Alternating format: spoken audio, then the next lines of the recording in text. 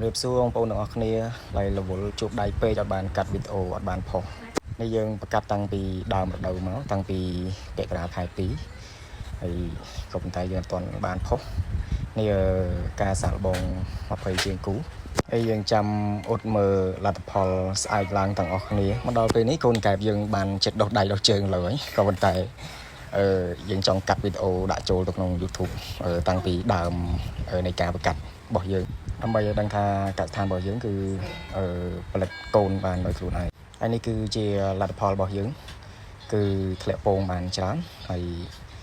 នៅក្នុងនោះយើងមានខ្ចីក៏គូសំហើយពងចាស់ក៏គូសំអញ្ចឹងភាគរយនៃការញាស់របស់យើងគឺបានប្រហែលជា 70% តិចទៀតយើងនឹងមានវីដេអូមួយដែលប្រាប់ពីដែលបង្ហាញពីកូនកុកយើងញាស់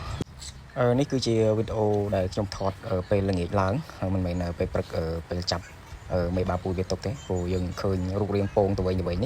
ន័យថាវាចាប់ដើមញាស់បន្តិចម្ដងហើយរហូតដល់ស្អែកព្រឹកមានន័យថាវាញាស់សឹងតែស្ទើរតែ 100% ហើយបងប្អូនមើលពងវាទៅធ្លាក់ច្រើនណាបងប្អូនពងប៉ុណ្ណឹងគឺយើងចាត់ទុកថាច្រើនហើយបងប្អូនចាំមើលអត្រាញាស់ទាំងអស់គ្នាហើយសម្រាប់នេះគឺជាចំណីនៅពេលវាញាស់រយៈពេល3ថ្ងៃយើងចាប់ដើមឲ្យវាស៊ីហើយសម្រាប់ចំណីពងទារបស់ខ្ញុំគឺខ្ញុំអត់ដាក់ទឹកដើម្បីឲ្យវាទុនហើយខ្ញុំបន្តឲ្យបងប្អូនគឺខ្ញុំប្រើសាប់វាម៉ត់អញ្ចឹងទៅហើយបន្តមកយើងក៏រយឲ្យវាស៊ីព្រោះបើយើងដាក់ទឹកទៅវាល្អិតពេកមានន័យថាវារលាយពេកធ្វើឲ្យកូនកុកយើងវាចាប់វាអត់សូវចាប់បានស៊ីអញ្ចឹងបើយើងដាក់ដុំចេះគឺមានន័យថាវាមកជក់ជាតិពងទារបស់យើងហ្នឹងបានស៊ីបានល្អជាងយើងដាក់ទឹកនេះគឺជាបទពិសោធន៍របស់ខ្ញុំទេហើយសម្រាប់បងប្អូនដែលធ្លាប់ធ្វើមិនអានោះបទពិសោធន៍របស់បងប្អូនអញ្ចឹងយើង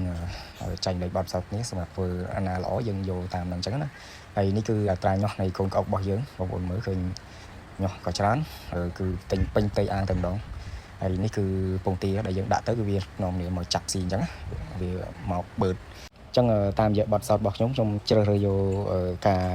សាប់ពងទាដោយយើងអត់ចាំបាច់ដាក់ទឹកព្រោះខ្ញុំយល់ឃើញថា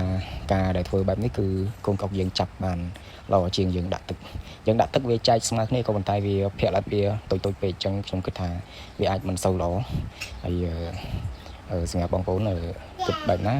យើងធ្វើបែបហ្នឹងចុះហើយនេះគឺជាសកម្មភាពដែលខ្ញុំដើររយពងទាដើម្បីឲ្យវាសប់ពេញក្នុងអាងយើងតែម្ដងដើម្បីវាចាប់ស៊ីបានស្មើគ្នាដែរក៏ប៉ុន្តែការដែលយើងដាក់ហ្នឹងយើងដាក់បរិមាណមួយដែលសមស្របជាមួយនឹងកូនកុករបស់យើងដែរកាលណាយើងដាក់តិចពេកធ្វើឲ្យកូនកុករបស់យើងហ្នឹងវាខំគ្នាកាលណាវាខ្វះចំណីមានន័យថាវាចាប់ដើមខំគ្នា